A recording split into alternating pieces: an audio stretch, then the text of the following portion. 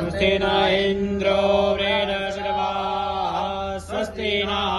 पूषा विश्ववेदाः स्वस्ति नस्तार्क्ष्यो अरिष्टनेमिः स्वस्ति नो बृहस्पतिर्दधातु विश्वामरुतः श्रीमातरः शुभं जावानो विदधे कोशकमयः अग्निजेवा मानवः सौर्यचक्षसो विश्वेनो देवा अवसागमन्यः भद्रं कर्णिभिः शृणुयाम देवा भद्रं पश्येमाक्षाभिर्जरताय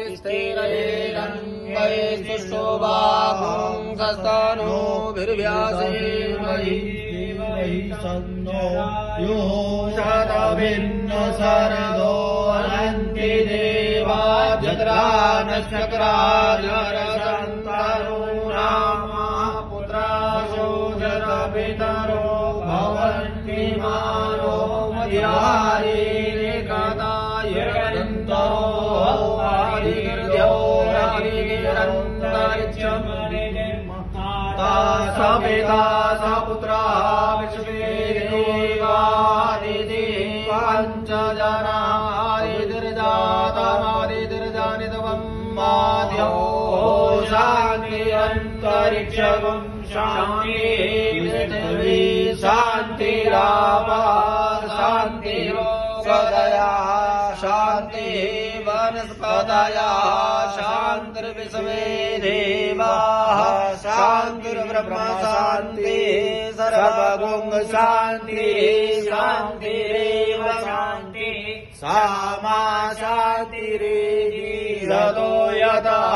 समेहसे ततो न अभयं पुरो सन्नः पुरो प्रजाभ्यो भयन्नः पशुभ्यः गणानान्त्वा गणपतिगुं हवामहे त्वा प्रियपतिगुं हवामहे निलेनां त्वा निधिपतिगुं हवामहे वसो मम अवजासि गर्भधम्मा